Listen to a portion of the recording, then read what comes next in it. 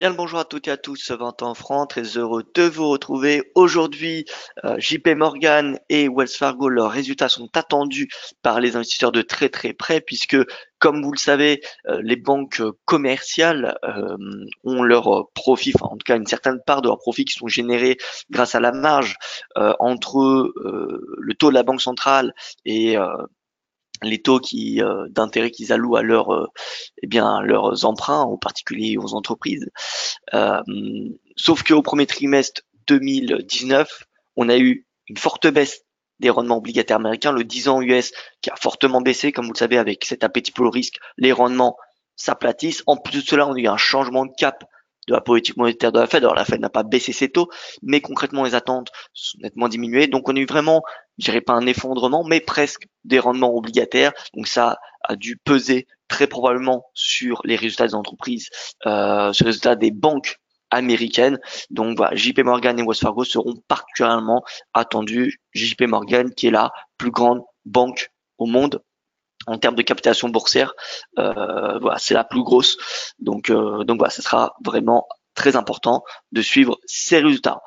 Mis à part ces résultats, on a eu des exportations plus fortes que prévues en Chine, 14% de hausse des exportations en mars. En février, c'était une baisse de 20%.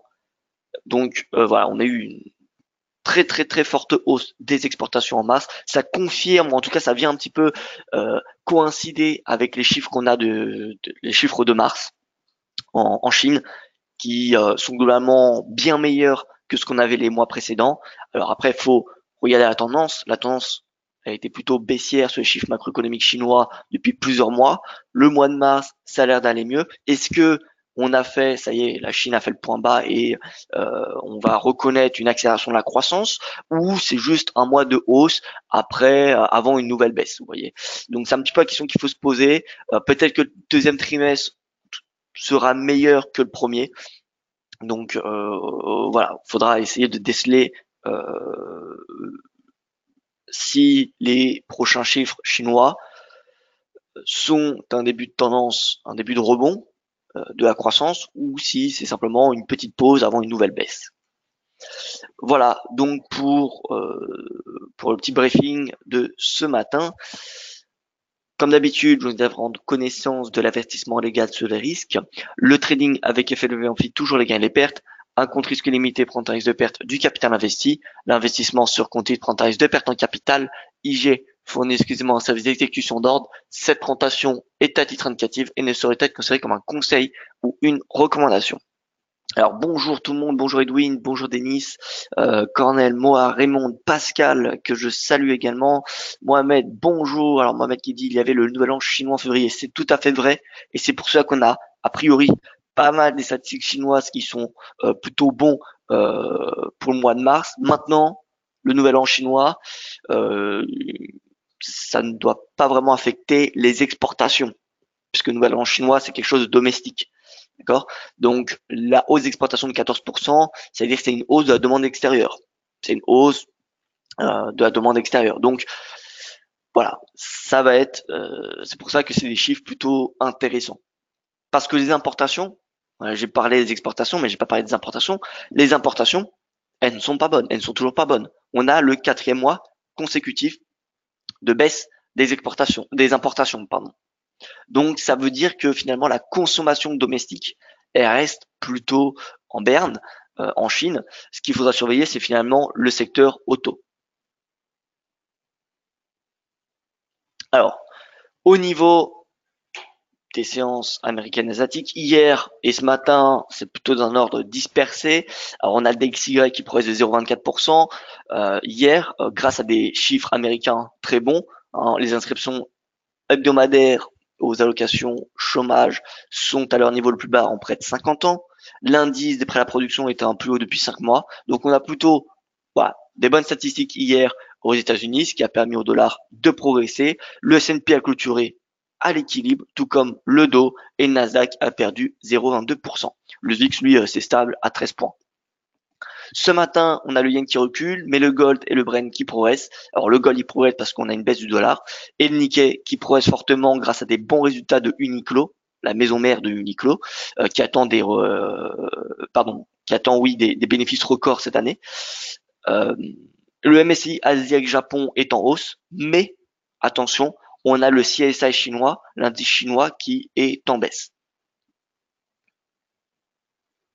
Voilà, donc c'est finalement on est dans une semaine de calme. Pourtant, on avait pas mal de rendez-vous cette semaine avec la Fed, la BCE, le sommet européen.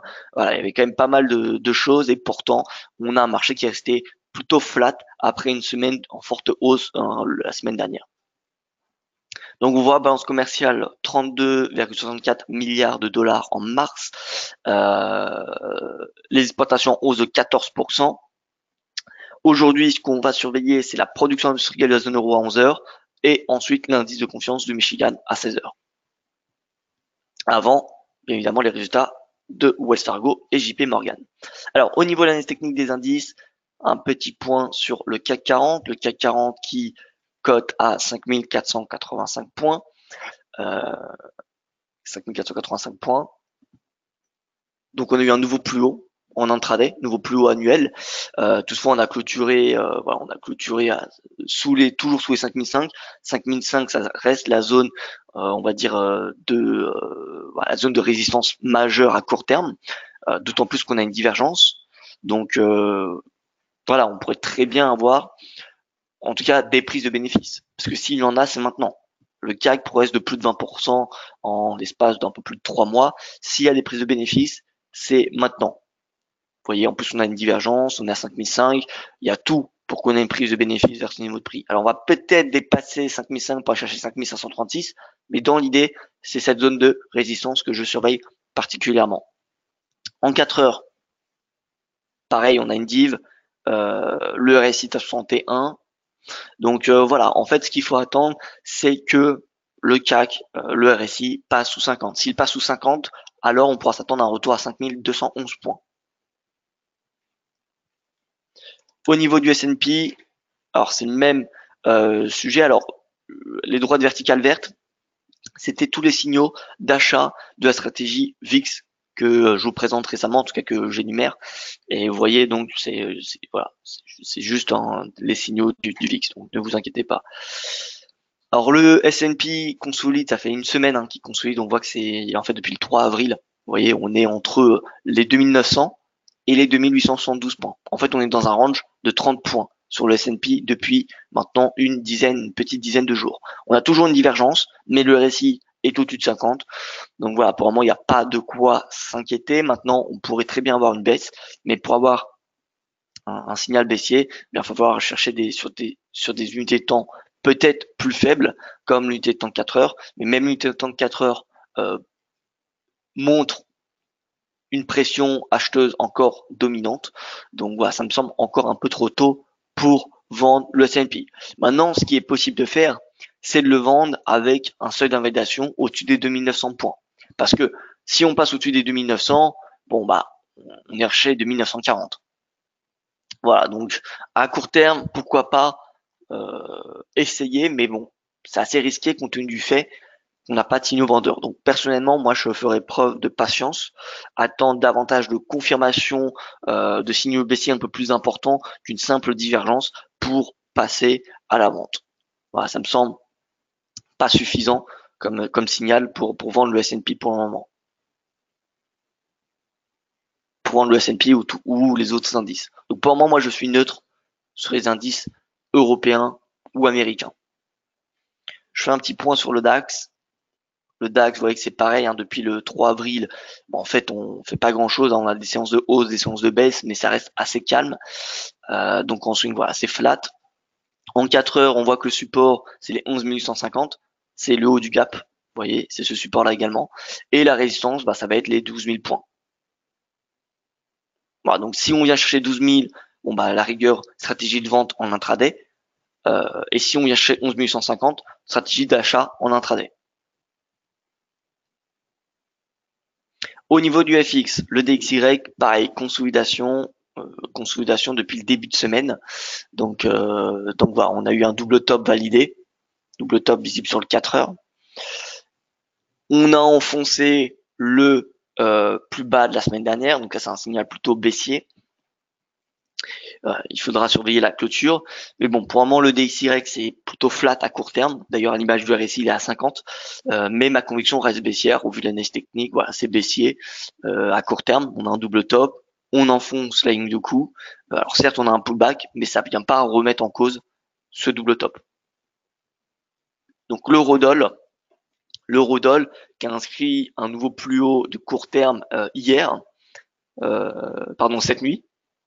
Vous voyez, malgré les bonnes statistiques américaines, on est revenu inscrire un nouveau sommet, alors que le support, il est contenu. Vous voyez que le support, c'est le support le plus haut de la semaine dernière, qui devient support à 1,1255 à peu près, même si on a eu des petites percées en intraday, on voit que 1,1255, c'est la zone de support. Regardez en horaire, vous voyez. Donc là, on a des bonnes statistiques, mais vous voyez que l'euro-dollar, l'euro, il est payé à ce niveau de prix, alors que les vendeurs se font de moins en moins présents puisque les sommets sont de plus en plus hauts. Les sommets, sommets, sommets et sommets. Donc on a des sommets de plus en plus hauts. Les creux sont globalement alignés, à part celui-ci qui était lors de la BCE mercredi, mais globalement ils sont alignés. Donc ça c'est synonyme de hausse. Ça, c'est synonyme de hausse, donc tendance toujours haussière. D'ailleurs, d'un point de vue technique, voilà, il suffit de se mettre sur l'horaire et on voit une oblique.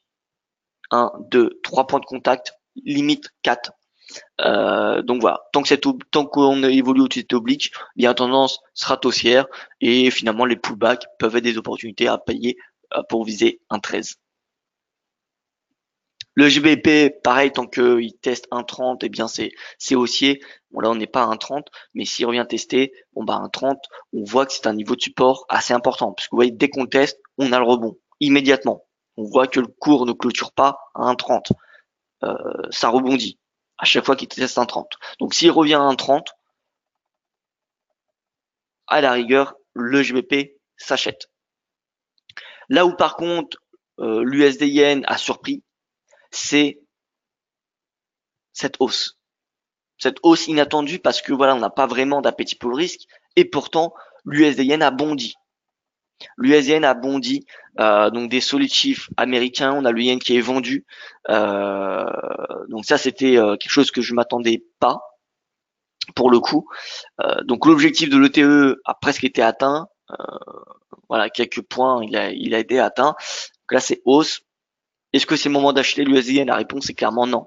La réponse est non parce que là on est au plus haut du mois, on est au plus haut de la semaine dernière, on a une divergence baissière du RSI, donc c'est clairement pas le moment d'acheter l'USD Yen.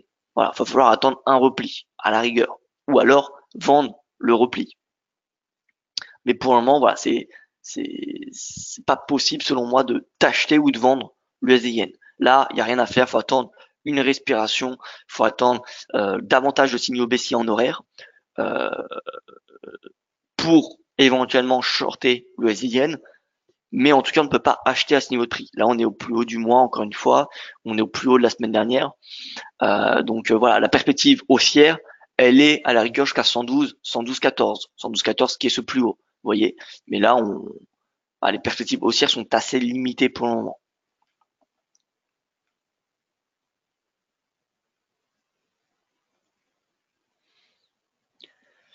Donc USD Yen, voilà, c'est haussier, mais pour moi, il n'y a rien à faire ce matin dessus. Dès qu'on a un momentum comme ça me fait penser, le dernier que j'ai en date, c'est le Bitcoin. Rappelez-vous le Bitcoin, ce qui s'est passé ces derniers jours. Bitcoin, on a eu un puissant chandelier haussier, le momentum qui diminue avec la divergence, vous voyez. Et là, le RSI qui passe sous 50. On teste 5000. Si on passe sous 5000, on va avoir une correction beaucoup plus importante. Donc là, ce qu'on a, c'est une belle hausse, le momentum qui commence à ralentir, la divergence qui se forme. Là, la question est de savoir c'est est-ce que le RSI va clôturer sous 50. Et s'il clôture sous 50, probablement pas aujourd'hui puisqu'il est assez haut, mais lundi, eh bien, on pourrait avoir une correction de cette hausse. Alors peut-être pas intégrale, mais au moins de 38%. Donc là, l'USD Yen, à mon avis, vu le momentum qu'on a, je pense qu'il y a des très fortes chances qu'on vienne tester les 112. Donc en fait qu'on ait une hausse d'encore 10 à 15 pips. Maintenant plus, ça me semble, voilà. En tout cas le ratio risque-rendement me semble peu probable. En tout cas il n'est pas intéressant. Il n'est pas intéressant, c'est pas intéressant d'acheter l'USD yen actuellement parce que l'invalidation ça serait quoi? L'invalidation, allez, ça serait ce plus bas, 111,56. Donc un stop d'une trentaine de points pour aller en chercher une quinzaine, voire au mieux, voilà, une trentaine, 30 pour 30, un ratio de 1, c'est même pas intéressant. Donc là, d'un point de vue ratio risque rendement, il y a absolument rien à faire. À la rigueur, vous me dites shorter 112, bon pourquoi pas, parce que à la rigueur, on mettrait un stop aux alentours des 112,20, donc ça ferait un stop de 20 points pour aller potentiellement chercher. Alors peut-être pas c'est plus bas parce que voilà, alors même si c'est possible, on irait pas chercher ces plus bas dans un premier temps, mais déjà une correction de 50% de cette hausse. Si on estime que la hausse va aller jusqu'à 112, pardon, donc 20 points de risque pour près de 60 points de gain. Donc là, on a un ratio scorement de 3. Donc à la rigueur, je vous dirais que si on est à 112, une vente d'un ratio scorement, d'un point de vue ratio scorement, ça se justifie. Mais là, acheter ou vendre l'USD yen, ça me semble, ça me semble très peu intéressant, oui. Pourquoi le yen est-il monté à votre avis, de la part de Bertrand? Alors, très bonne question, Bertrand. Alors déjà, il y a eu des très bonnes statistiques américaines hier. Ça justifie une bonne partie de la hausse. Et en plus, bon, on n'a pas eu d'aversion au risque. Et dès qu'on n'a pas d'aversion au risque, le yen, il est vendu. Le yen est vendu, donc regardez, avec le yen baissier. En plus, on a eu un commentaire plutôt accommodant de la BOJ. Alors la BOJ n'a pas annoncé de nouvelles mesures accommodantes, mais voilà, la BOJ s'est montrée dovish également, donc forcément ça fait pression sur le yen. En plus, je pense que le rendement à 10 ans, voilà, il est plutôt bas et il est en baisse depuis le début de semaine. Donc baisse du rendement 10 ans US, c'est-à-dire quoi? C'est-à-dire que le marché obligataire, il est acheté. Si on regarde le 10 ans allemand, il est retourné en territoire négatif. 10 ans allemand, on est retourné en territoire négatif il y a 3 jours. Après y être passé au-dessus pendant quelques séances. Voilà. Donc territoire négatif sur le 10 ans, 10 ans allemand. Donc marché obligataire acheté, c'est-à-dire quoi? C'est-à-dire qu'on a, c'est-à-dire qu'on a un peu d'aversion au risque, mais pas suffisamment pour que le yen soit payé. Voilà. Pour que le yen soit payé, il faut qu'on ait un rebond du VIX. Le yen, il est plus corrélé au rendement du VIX qu'au rendement du VIX, qu'au VIX que le rendement américain, qu'au rendement obligataire.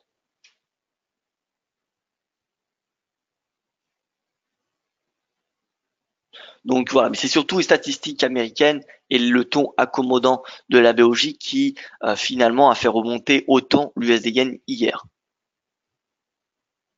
Voilà, il est remonté de 85 pips, ce qui est quand même pas mal.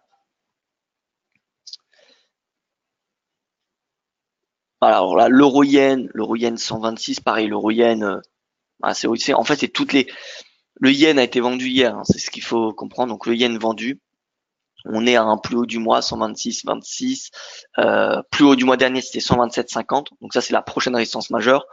C'est possible qu'on ait atteint cette résistance, mais bon, là d'un point de vue de stratégie de trading, d'un point de vue stratégique, encore une fois il n'y a pas grand chose à faire. Voilà, alors on va essayer de voir ce qui est possible de faire sur une autre paire. Alors regardons la UD La UD alors là par contre, la UD ça a surveillé parce que la UD on est revenu au plus haut depuis février. Vous voyez, ce résistance, et là on y retourne. En plus de cela, on a une divergence baissière. Donc voilà, c'est à surveiller. La UD là c'est à surveiller parce que si on a le breakout de 80 et de la moyenne mobile à 200, c'est pas seulement 79,89, hein, 79,85, c'est également le seuil psychologique à 80 et la moyenne mobile à 200. Donc là, on a une puissante résistance. Donc si on a le breakout bon bah c'est un témoin de regain d'appétit au risque et je dirais même de regain de confiance dans l'économie mondiale. Parce que l'EDN, vous savez que c'est un baromètre pour la confiance des investisseurs sur l'économie mondiale. Donc si l'EDN fait un breakout haussier majeur, ça veut dire que le marché est plutôt confiant sur l'économie mondiale, regagne confiance sur l'économie mondiale. Donc l'AUDIN, là, sera très important à le surveiller. Parce que si on a le breakout des 80, bah, on ira chercher 83 et ce sera un signal positif pour les marchés actions, pour les métaux industriels, pour les commodities, tout simplement. Par contre, si on commence à avoir un renversement de l'AUDIN, ça serait mauvais signe pour les valeurs d'appétit au risque. Donc les marchés actions seraient un signal baissier et pour les autres paires en yens et pour les métaux industriels. Donc là, l'AUDIN sera très important à le suivre.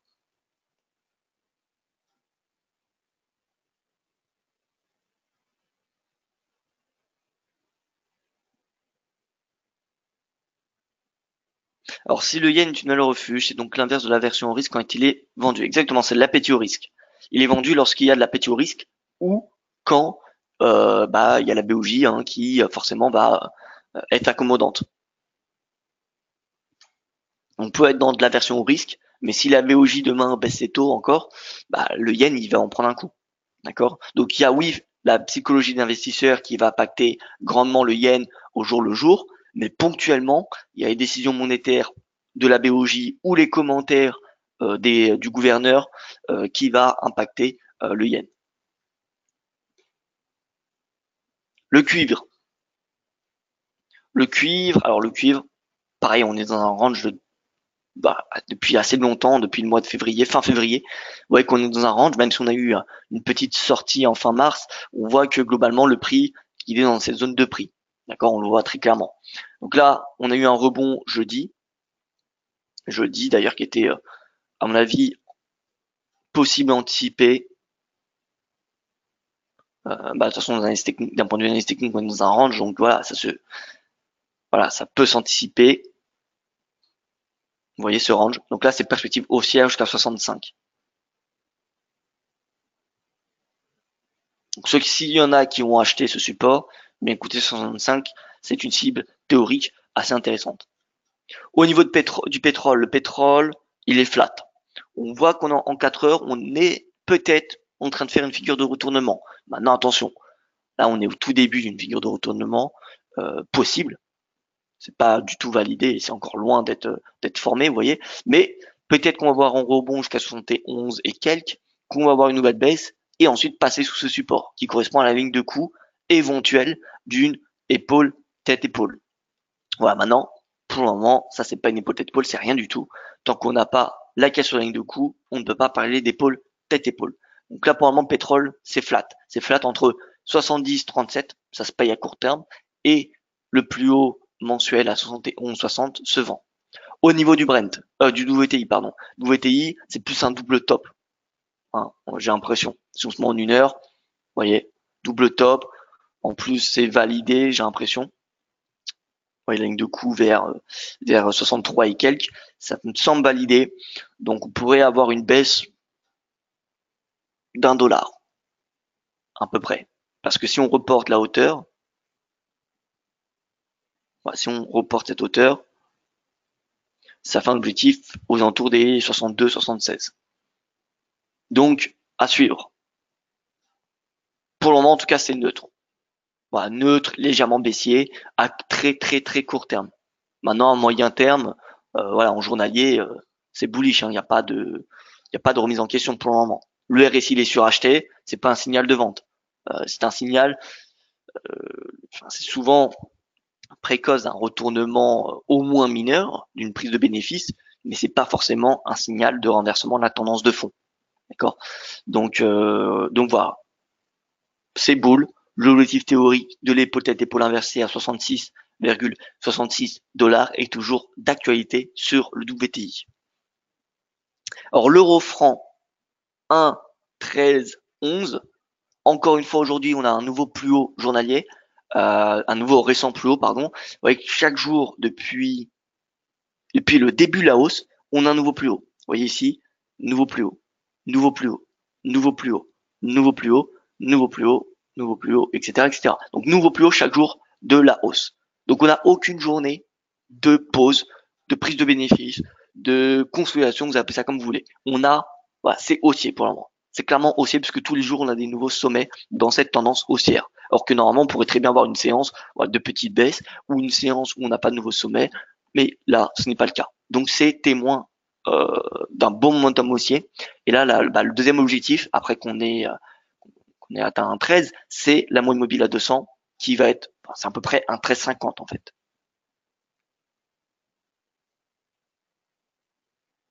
L'USD franc, pour ceux qui me demandent, c'est neutre. Hein, voilà, on le voit depuis février. Hein, l'USD franc ne fait pas grand chose. Hein, on est dans ce range. Voilà. Donc là, c'est peut-être qu'on va aller chercher 1,01, mais plus, ça me semble compliqué. Ça me semble compliqué parce qu'on est proche de résistance pluriannuelle. On est proche du sommet de mois de mai 2017, proche du sommet de mars 2017. Donc voilà, c'est des sommets de long terme. L'euro JBP, bon bah pareil, hein, regardez, consolidation. Donc là, je pense que sur des unités de temps intrajournalières, on peut avoir des signaux PC qui commencent à se former. Donc là, la résistance est 0,8650, c'est une résistance majeure dans l'euro, dans le cours de l'euro JBP depuis pas mal de temps. Alors là, pareil, on a une petite excursion au-dessus, mais on voit que voilà, sur du 4 heures, donc on a 0,85 et 0,8650. C'est des deux niveaux en swing qu'il faut surveiller.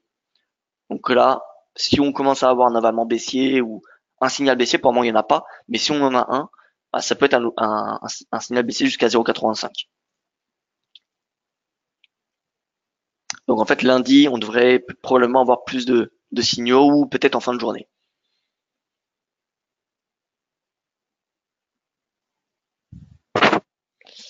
Euh,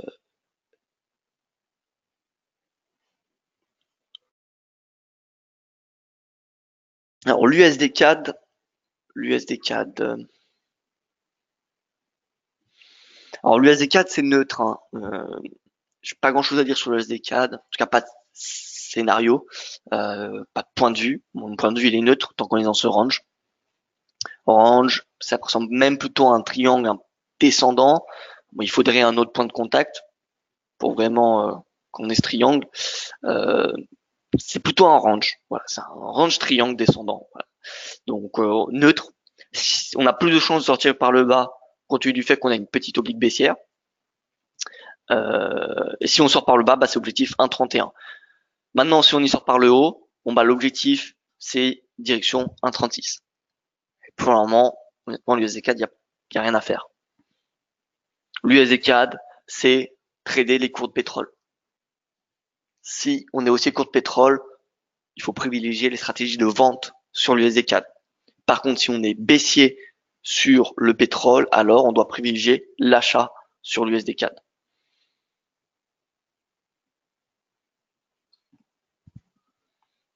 Alors regardons la UDNZD. La UDNZD qui a fortement bondi depuis le début du mois, depuis même la fin mars, pardon. Voilà, gros rebond, 1,06. Là, on tâche une résistance. On tâche une résistance parce que c'était ce support hein, qui est devenu résistance, comme on peut le constater un petit peu plus haut, mais voilà, globalement, c'est des 1,06. Donc là, on pourrait avoir une petite prise de bénéfice. On voit qu'on a une divergence baissière qui se forme, le RSI qui teste 50, donc ça va être peut-être le moment de anticiper un retournement. Alors pas forcément de la tendance haussière, parce que peut-être qu'on est au début d'une nouvelle tendance haussière, mais au moins s'attendre à une correction de cette tendance. Donc une correction de 38% sera le premier objectif. Si le RSI 4 heures clôture sous 50, c'est objectif baisser jusqu'à 1,05, voire éventuellement 1,045. Mais 1,05, voilà, c'est le premier support majeur, parce que c'est non seulement un sub psychologique, mais c'est également 38% de retracement de cette tendance.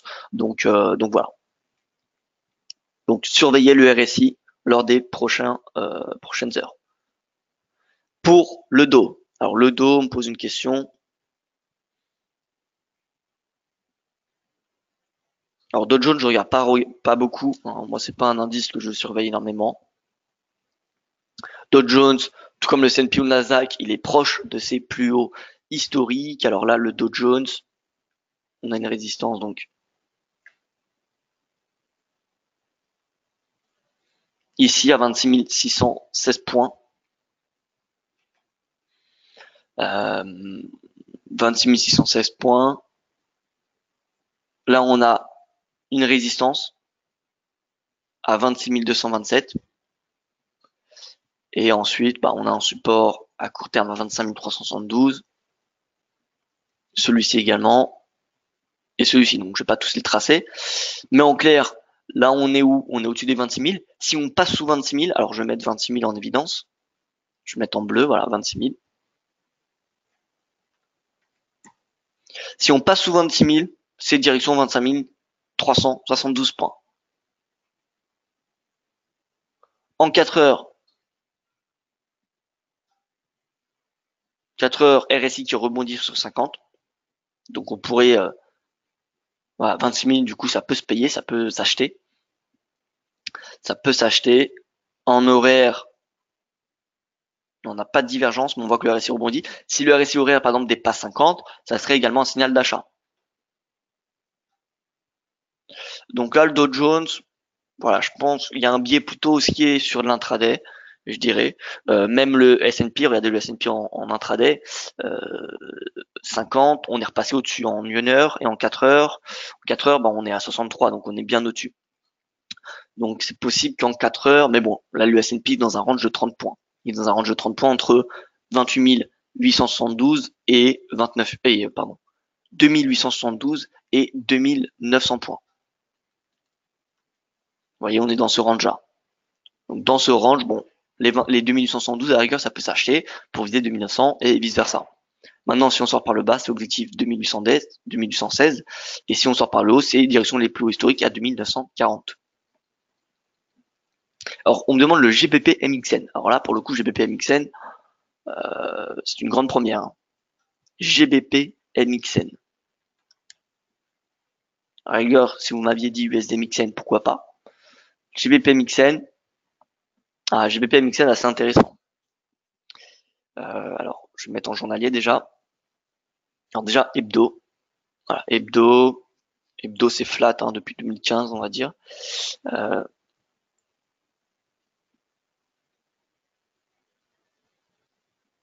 Mince. Alors là, on a une belle oblique. 1, 2, 3, 4 points de contact. On est en train de faire le 4e.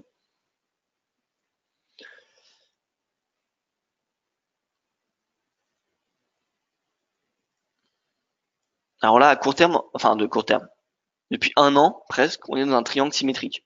1, 2, 3, 4, 5. Donc là, il va se passer quelque chose prochainement. En journalier, on n'a pas plus d'informations que sur l'hebdo. Je vois pas de pattern particulière. On a une belle baisse depuis le début du mois d'avril. Maintenant, on est revenu au plus bas du mois dernier, qui est en bleu. Donc là, on est sur un niveau de support. C'est plus bas du mois dernier, c'est plus bas du mois de mars, c'est plus bas du mois de février, et c'est pas le plus bas du mois de janvier, mais presque. Le plus bas de janvier, il est ici. Le plus bas de février et le plus bas de mars.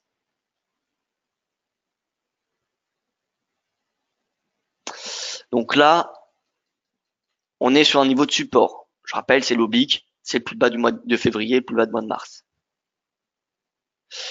Si on passe en dessous, ça va être une belle baisse qu'on va avoir parce que on aurait une épaule, une tête et une épaule. Vous voyez. Donc une ETE. Une ETE. L'objectif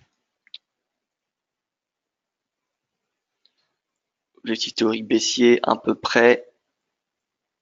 Voilà, 23,50.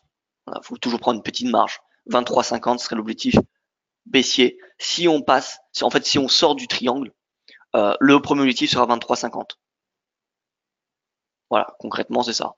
Je pense que la ligne de coup, plus que le plus bas de mois de février, en fait, c'est cette oblique. Oblique en noir. Ça converge. On va pas s'amuser à shorter alors qu'on teste une oblique, vous voyez. Une oblique de long terme, surtout. Donc voilà, si on a une clôture journalière en dessous de cette oblique, bon, ça justifierait un achat jusqu'à 23,50. Mais en 4 heures, ce qu'on constate, c'est qu'on commence à avoir une divergence. Bon, là, c'est beaucoup trop tôt pour payer. Et encore, non. Enfin, c'est possible de payer. Pourquoi? Parce qu'on est sur une zone où on a énormément de supports. Et des supports quand même de long terme, dont notamment l'oblique. Là, on teste un plus bas mensuel, enfin plurimensuel. On teste une oblique. On est proche d'une oblique de long terme. Donc, à la rigueur, pour ceux qui tentent un achat à ce niveau de prix, même si on n'a pas des signaux haussiers, pour le moment, on n'a pas des signaux de rebond, hein, en tout cas pas de rebond majeur. Aucun sur le prix, par contre sur le ratio, on en a un. Mais je vous dirais que quand même, ce niveau de prix, ça peut être intéressant. Parce que d'un point de vue ratio risque-rendement, le seuil de validation, c'est quoi? C'est une baisse, allez, une baisse jusqu'à ce niveau de prix, enfin un petit peu en dessous voilà, de ce niveau de prix en fait. Alors c'est 1100, je pense que c'est comme ça, hein, 1260, voilà, 1260, 1300 pips de risque pour éventuellement aller chercher 8000. Vous voyez? Donc, d'un point de vue ratio risque-rendement, c'est extrêmement intéressant. Si vous voulez plus de confirmation, pour améliorer votre ratio, votre probabilité de gain, c'est d'attendre qu'on clôture au-dessus de la bande supérieure de Bollinger. Si on clôture au-dessus de la bande supérieure de Bollinger, ça confirmerait le rebond.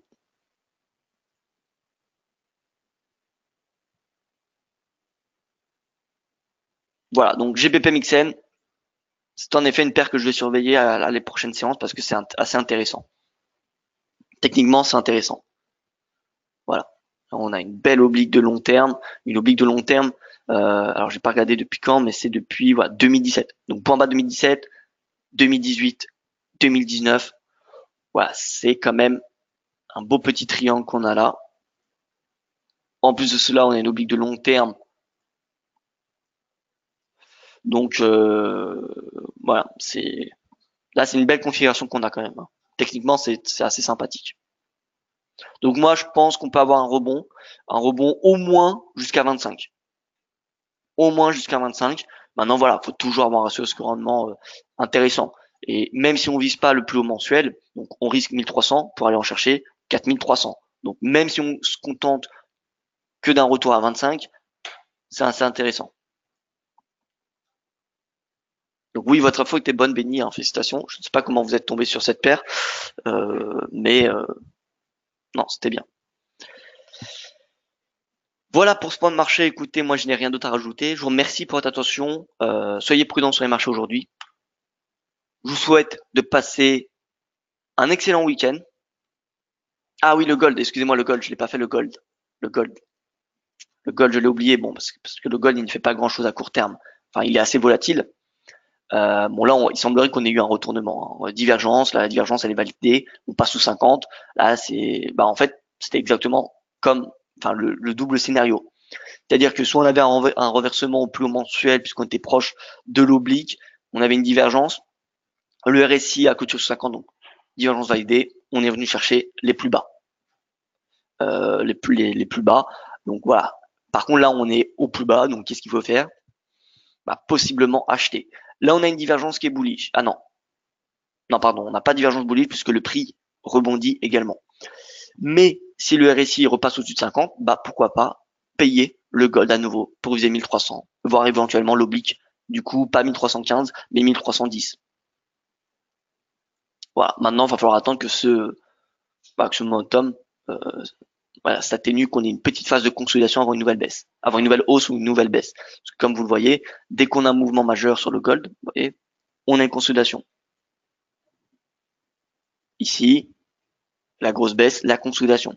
Donc là, on a une belle baisse quand même. Donc on va avoir une période de consolidation à mon avis. Période de quelques jours. Voilà donc pour ce point de marché. Donc je suis neutre, hein, sur le gold à court terme. Merci pour votre attention. Excellente journée à vous et je vous dis à lundi pour ma prochaine revue des marchés.